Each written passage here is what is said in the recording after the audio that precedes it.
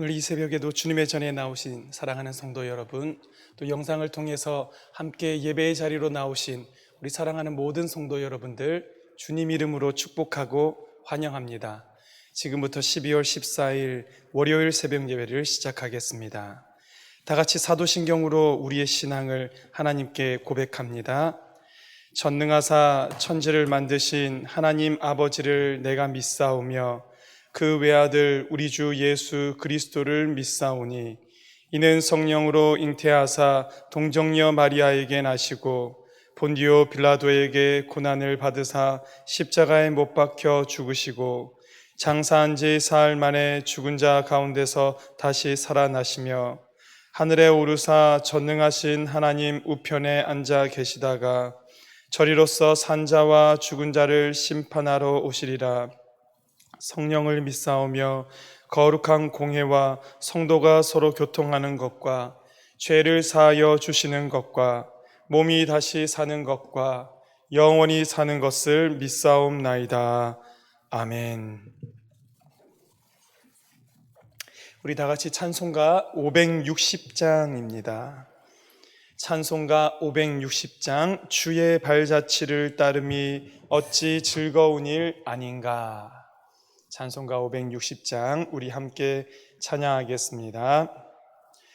주의 발자취를 따름이 어찌 즐거운 일 아닌가. 마음의 밝은 하늘 열리고 밝은 빛이 비친다. 발자취를 따라가자 기쁜 마음으로. 발자취를 따라가자 찬송하며 즐겁게. 주의 발자취를 따름이 어찌 행복한 일 아닌가. 마음의 악한 생각 사라져 밝은 마음 싹 튼다. 발자취를 따라가자 기쁜 마음으로. 발자취를 따라가자 찬송하며 즐겁게. 주의 발자취를 따름이 어찌 든든한 일 아닌가. 마음의 두려움은 사라져 새로운 힘 솟는다. 발자취를 따라가자 기쁜 마음으로. 발자취를 따라가자 찬송하며 즐겁게. 발자취를 따라가자. 발자취를 따라가자 기쁜 마음으로. 발자취를 따라가자 찬송하며 즐겁게. 아멘.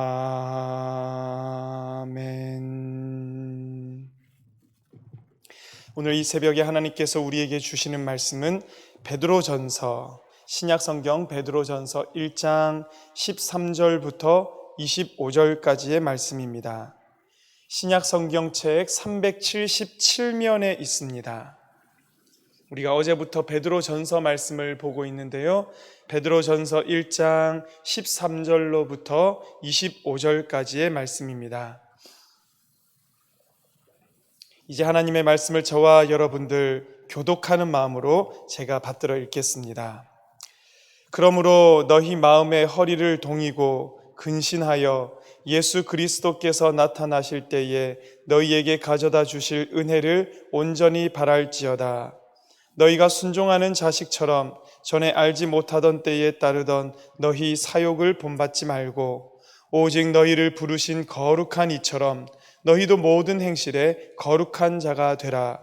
기록되었으되 내가 거룩하니 너희도 거룩할지어다 하셨느니라. 외모로 보시지 않고 각 사람의 행위대로 심판하시는 이를 너희가 아버지라 부른즉 너희가 나그네로 있을 때를 두려움으로 지내라.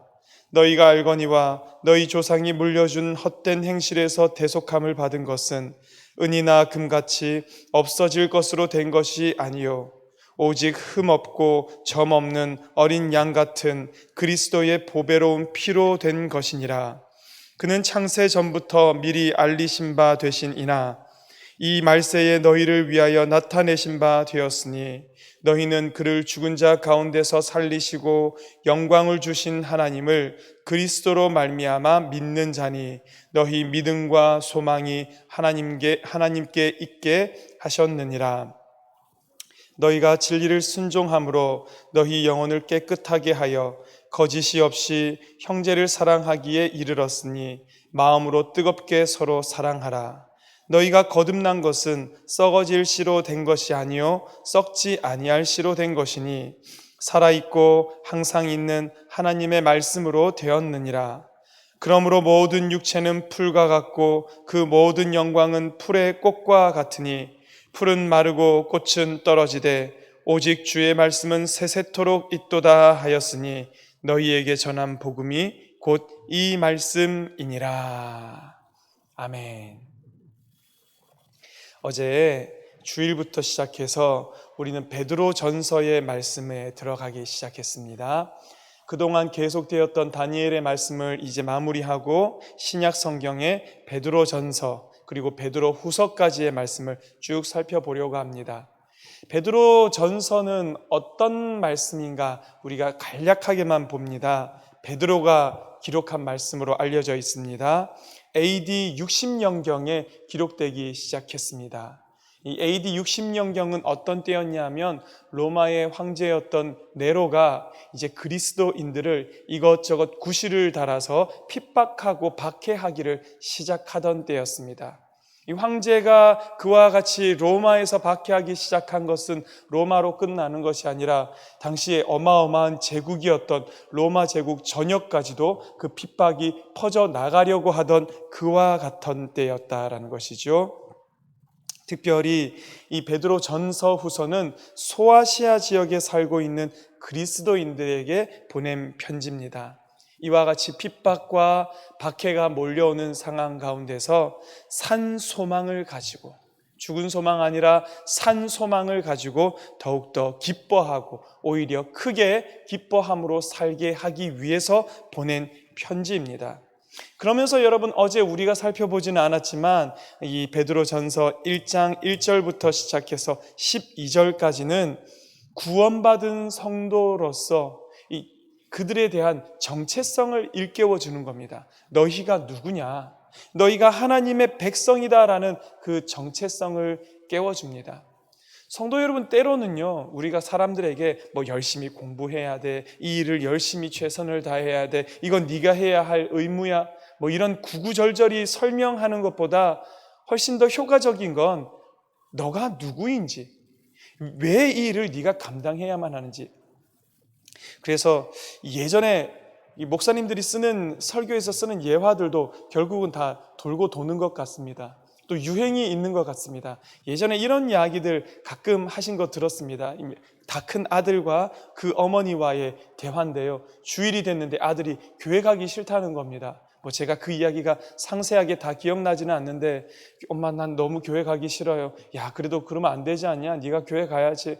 그래도 저는 너무 오늘은 가기 싫어요. 오늘만 안 가면 안 될까요? 그랬더니 어머님이 마지막 그 아들에게 하신 말씀이 너만은 안 된다. 왜 안 되냐?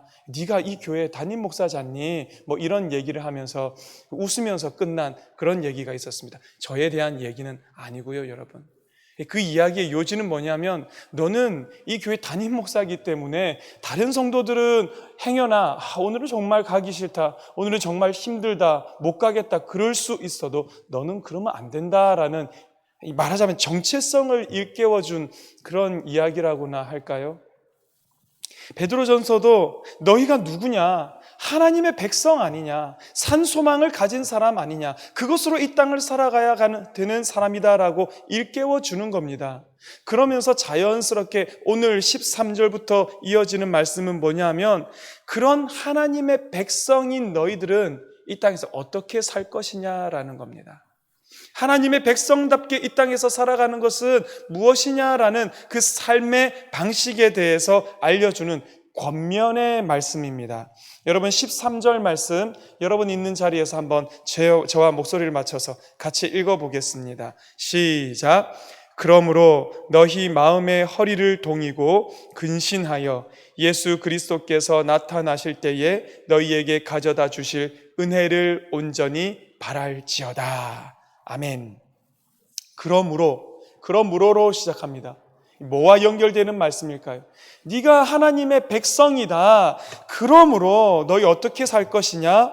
예수 그리스도께서 나타나실 때에 너희에게 가져다 주실 은혜, 마지막의 때에 주 예수께서 강림하시는 날에 너희에게 주실 그 은혜를 온전히 바라며 살아야 한다라는 것입니다.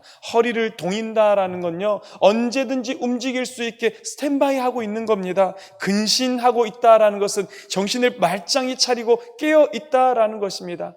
이와 같이 하면서 무엇에 초점을 맞추어야 하는가? 예수 그리스도께서 나타나실 때를 초점 맞춰 살아가야 한다. 그분이 마지막 때에 주실 그 은혜, 온전한 우리를 구원하심에 우리는 초점을 맞추고 살아가야 한다. 지금 그 얘기하고 있는 겁니다. 왜 그러냐는 겁니다. 세상 자식이면 세상 것에 초점 맞춰 살아가도 됩니다. 세상 사람이라면 세상 사람들이 구하는 그것을 추구하며 살아가도 할 말 없습니다. 그러나 하나님의 백성이라면 마지막 예수 그리스도께서 나타나시는 그 날을 늘 바라보면서 우리의 시선을 그 날에 늘 고정시키면서 살아가야 할 것이다. 구체적으로 그러면 그렇게 사는 것이 무엇인가? 여러분 한번 따라해 보시기 바랍니다. 거룩입니다. 거룩. 14절에 말하지요. 너희가 순종하는 자식처럼 전에 알지 못하던 때에 따르던 너희 사욕을 본받지 말고, 너희 안 믿을 때에, 너희 하나님 백성 아닐 때에 세상에서 너희 마음대로 너희 욕심 쫓아 욕망 쫓아 살아가던 그때처럼 살면 안 된다는 겁니다. 그럼 어떻게 살 것인가? 15절, 오직 너희를 부르신 거룩한 이처럼 너희도 모든 행실에 거룩한 자가 되라. 너희를 부르신 이가 누굽니까? 여호와 하나님이시죠. 너희를 부르신 이가 누굽니까? 예수 그리스도시죠. 하나님께서 거룩하신 것처럼, 예수께서 거룩하신 것처럼 너희도 모든 행실에 거룩한 자가 되라. 구체적으로 마지막 때에 예수 그리스도께서 주실 그 은혜를 사모하며 살아가는 삶이란 것은 이 땅 가운데서 거룩하게, 세상 것 쫓는 것이 아니라 구분되어서 살아가는 것을 의미하고 있다라는 겁니다. 왜 거룩해야 합니까? 16절에 그 근거와 그 기준을 제시하시지요. 기록되었으되 내가 거룩하니 너희도 거룩할지어다 하셨느니라. 구약의 말씀을 인용하면서 하나님께서 내가 거룩하니 나의 백성 된 너희도 당연히 거룩해야 한다라는 이 말씀을 오늘 소아시아 지역에 살고 있는 그리스도인들에게도 전하면서 너희도 결국은 이 땅 가운데서 구분되어야 한다. 17절 말씀은 왜 기록됐을까요? 외모로 보시지 않고 각 사람의 행위대로 판단하시는 이를 너희가 아버지라 부른즉 너희가 나그네로 있을 때를 두려움으로 지내라. 사람은요, 외모로 판단한다는 겁니다. 사람은요, 누군가가 와서 거룩한 척하고 남을 도와주는 척하고 구분되어진 척하고 밖으로 드러나는 모습이 그러하면 사람은 저 사람 거룩하구나 생각할지도 모른다라는 것입니다. 그러나 여호와 하나님은 겉으로 드러난 외모로 사람을 보는 분이 아니라는 거예요. 그 속마음을 아시고 그 속에서 나오는 행위를 아시는 하나님이시기 때문에 그분 앞에서는 숨길 수 없다. 그분 앞에서는 거룩한 척하는 것이 불가능하다. 그러니까 너희가 나그네로 사는 이 땅 가운데 살 때에 두려움으로 지내라라는 것은 늘 우리의 중심을 바라보시는 그 하나님의 눈 앞에서 살아라. 오늘도 이 순간도 하나님께서 나를 지켜보고 계시다는 그 일념으로 이 땅을 산다면 우리가 이 땅 가운데서 두려움으로 살 수밖에 없겠죠. 그 두렵다는 것이 하나님이 우리를 감시하는 그 눈이 무서워서 벌벌벌벌 떠면서 사는 것이 아니라 언제라도 하나님 나를 쳐다보시니까 내 마음대로 살 수가 없다라는 것입니다. 언제라도 하나님께서 나에 대해서 바라보신다는 그 눈을 의식하고 살아가기 때문에 우리가 함부로 살 수 없다는 그 두려움으로 살아라라는 것입니다. 자, 그러면서 이제 18절부터 21절까지 말씀은 이 거룩을 어떻게 하면 우리가 가질 수 있는가라는 것입니다. 18절 말씀 보겠습니다. 너희가 알거니와 너희 조상이 물려준 헛된 행실에서 대속함을 받은 것은 은이나 금같이 없어질 것으로 된 것이 아니다. 여러분, 여기에 말하는 이 대속함을 받았다, 조상이 물려준 헛된 행실, 그들이 따르던 과거의 잘못된 신앙, 그들이 따르던 과거의 잘못된 전통, 관습, 습관, 이런 것들로부터 대속함 받았다라는, 이게 결국은 거룩함을 입었다라는 것이죠. 여러분, 하나님 눈앞에서 거룩한 자로 살아가는 그것이 우리의 의지로 될까요? 우리의 각오로 될까요? 안 된다는 겁니다. 은이나 금같이 없어질 것으로 된 것도 아니라는 겁니다. 그러면 무엇으로 말미암아 되는 것인가? 19절 말씀, 오직 흠없고 점없는 어린 양 같은 그리스도의 보배로운 피로 된 것이니라. 우리는 어떻게 거룩함을 입을 수 있습니까? 그 거룩함의 근원이 내게서 나오지 않는다라는 것이죠.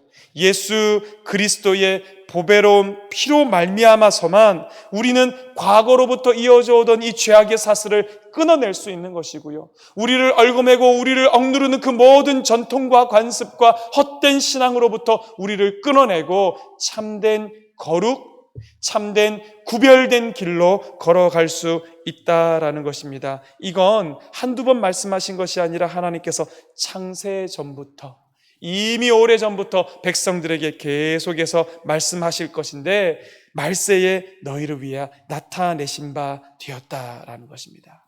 그러면서 다시 한번 강조하십니다. 21절 같이 한번 읽어보겠습니다. 시작. 너희는 그를 죽은 자 가운데서 살리시고 영광을 주신 하나님을 그리스도로 말미암아 믿는 자니 너희 믿음과 소망이 하나님께 있게 하셨느니라. 아멘. 다시 한번, 하나님을 믿는 자들인데 어떻게 하나님을 믿는 자라고 말합니까? 그리스도로 말미암아 하나님을 믿는 자가 되었다. 그러니까 결론은 너희 믿음과 소망이 하나님께 있게 하셨다라는 것입니다. 여러분, 지금 다 같은 말 하고 계시는 겁니다. 하나님께서 보고 계신다. 그리스도로 말미암아 하나님을 믿는 자 되었으니까 결국은 너희 믿음과 소망을 어디 두어야 하냐? 하나님께 두어야 한다. 지금 이 얘기를 계속하고 있는 것입니다. 그러면서 이제 마지막으로 가죠. 22절부터 25절까지의 말씀은, 그럼 거룩함은 어떻게 하면서 우리가 얻어서 이 땅 가운데 실천하며 살아갈 수 있는가? 우리의 행실로 남들과 같지 않게 행하는 게 그게 진짜 거룩인가요? 성경책을 늘 들고 다니면서 말씀을 묵상하며 살아가는 것 정말 필요하지만 밖으로 드러나는 그것들이 진짜 거룩의 참 모습일까요? 베드로전서의 1장을 마지막 부분을 할애해서 말합니다. 이 거룩함은 결국은 하나님의 말씀으로 돌아가는 것, 하나님의 말씀에 집중하는 것으로 되어진다라고 우리에게 알려주십니다. 23절 말씀 보십시오. 너희가 거듭난 것은 대속함을 받았다, 거룩하여졌다, 다 일맥상통한 거죠. 너희가 거듭난 것은 썩어질 씨로 된 것이 아니요 썩지 아니할 씨로 된 것이니 살아있고 항상 있는 하나님의 말씀으로 되었느니라. 자, 성경이 말해주고 있습니다. 썩지 아니할 씨가 무엇인가? 너희를 거룩하게 하고 너희를 거듭나게 한 것은 무엇인가? 살아있고 항상 있는 하나님의 말씀이 바로 그 씨앗이다라는 것입니다. 그 말씀으로 말미암아 우리가 거듭나게 되었다라는 것입니다. 그러면서 그 말씀에 대해서 부연 설명하죠. 24절 25절, 그러므로 모든 육체는 풀과 같고 그 모든 영광은 풀의 꽃과 같으니 풀은 마르고 꽃은 떨어지되 오직 주의 말씀은 세세토록 있도다. 하나님의 말씀에 대한 것을 이와 같이 설명하십니다. 세상 모든 것, 우리 육신에 관련된 것, 우리 육신이 영화롭게 여기는 그 모든 것들은 다 풀과 같이, 꽃과 같이 마르고 떨어지기 마련이라는 것입니다. 그러나 마지막까지 남아있는 것, 변치 않는 것, 우리가 마지막까지 붙들어야 할 것은 세세토록 있는 주의 말씀. 마지막까지 우리에게 허락하여 주신 주님의 말씀은 끝까지 있을 것인데, 그 말씀을 붙들므로 말미암아 우리가 거듭남을 입을 수 있고, 우리가 대속함을 받은 사람답게 살아갈 수 있고, 우리가 거룩하게 살아갈 수 있다라는 것입니다. 그러면서 25절 마지막에 너희에게 전한 복음이 곧 이 말씀이니라. 너희에게 전해준 이 복된 소식, 사람을 살리고 구원하는 이 복된 소식이 결국 이 말씀이다. 말씀은 또한 그냥 우리 문자로 적혀있는 이 말씀이기도 하겠지만, 이 땅 가운데 오신 말씀, 참 말씀 대신, 로고스 대신 예수 그리스도를 의미하는 것이기도 할 것이고요. 우리가 결국 마지막에 집중하고 돌아가며 우리의 거룩함을 이루어 줄 분은 예수 그리스도시고, 그 입술로부터 나온 모든 말씀이다라고 성경은 우리에게 알려주고 있습니다. 자, 이제 말씀 정리하겠습니다, 여러분. 어제 우리가 보았던 말씀, 베드로전서 전반전에 무슨 얘기를 했냐 하면, 너희가 하나님의 백성이다. 너희는 그냥 이 땅에 속하면서 그냥 그렇게 살아갈 존재가 아니라 하나님의 백성으로 부름을 받았다. 하나님의 백성이기 때문에, 다시 말하자면 하나님께서 쾅쾅쾅 인쳐주신 자 되었기 때문에 우리는 구원함을 허락받은 겁니다. 우리는 이 땅에 발을 딛고 살아가지만 이 땅을 살아가는 것이 아니라 천국을 살아가는 자가 되었다라는 것입니다. 우리는 이 땅에서도 기대하며 살아가지만 이 땅이 끝나는 순간 하나님께 들려 올라가서 하나님과 함께할 그 영원한 세상도 얼마든지 더 기대할 수 있는 존재가 되었다라는 것입니다. 그게 우리의 정체성입니다. 그 정체성을 가진 사람은 그러면 이 땅에서 어떻게 살아가야 하는가? 세상 욕심 따라 살아가지 말고, 세상 사람들이 미쳐 쫓아가는 저 길로 가지 말고, 오직 거룩함으로, 구분됨으로, 거듭남으로 하나님의 말씀 앞에서 그 하나님과 함께 동행하며 살아가라라고 오늘 베드로전서 우리에게 말씀해주고 있습니다. 성도 여러분, 오늘부터 또 세상에서의 한 주가 시작됩니다. 쉽지 않죠, 여러분. 날씨도 춥네요. 그런 가운데에 우리 하나님 말씀 붙드시고 구분된 존재로 하나님의 사람으로 이 땅 가운데서 하나님과 함께 동행하며 살아가시는 우리 모든 성도님들 되시기를 주님 이름으로 축원합니다. 기도하겠습니다. 하나님, 나를 택하여 주시고 아버지의 자녀 삼아 주시니 참 감사합니다. 때로는 하나님의 자녀로 살아가는 것, 그리스도인으로 살아가는 것이 우리 성도들에게, 또 저에게 큰 짐이 될 때가 있고 무거운 것이 될 때가 있습니다. 그렇지만 내가 하나님의 자녀이기 때문에 구원함을 받았다는 그 사실 잊어버리지 않게 하여 주시옵고, 그 구원함을 받은 자답게 이 땅에서는 거룩하게 하나님의 말씀 앞에서 마지막 때를 기대하며 그 말씀을 붙들고 살아가는 우리 모든 성도가 되게 하여 주시옵소서. 오늘부터 세상에서의 한 주가 또 시작됩니다. 그런데 하나님, 걱정스러운 것은 세상에서 한 주가 시작된다 하여도 혹시 이번 주에 나가야 할 직장이 문이 닫은 성도님들은 안 계십니까? 가게가 문을 닫은 것처럼 아무것도 할 일이 없어서 어려워하는 성도님들은 계시지 않습니까? 우리 아이들 학교 가야 할 때에 학교 가지 못하고 시험 치고 준비해야 할 때에 그것에 전념하지 못하고 있는 삶을 살아가고 있는 것이 오늘 우리 아이들의 현실 아닙니까? 하나님, 우리의 삶의 자리가 어찌 보자면 송두리째 뒤흔들리는 것처럼 보이고 무너져 내리는 것처럼 보입니다.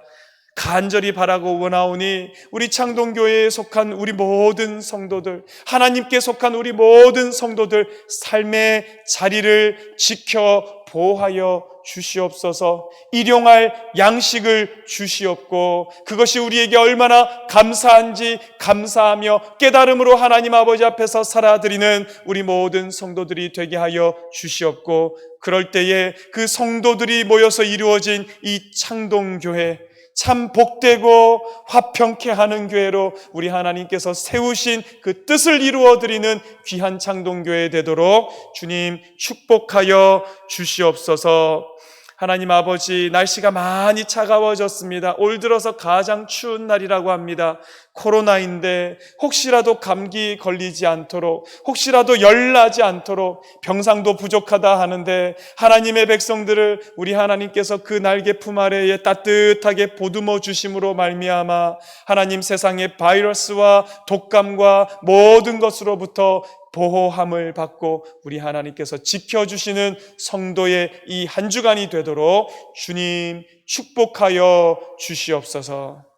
이제는 우리 주 예수 그리스도의 크신 은혜와 하나님 아버지의 크고 놀라운 사랑과 성령의 감동 감화 역사 교통하심이 오늘도 하나님 닮아 거룩하기를 원하고 오늘도 하나님의 백성답게 이 땅 살아가기를 결단하는 사랑하는 창동교회 성도들 머리 위에 이제로부터 영원히 함께 하시기를 간절히 축원하옵나이다.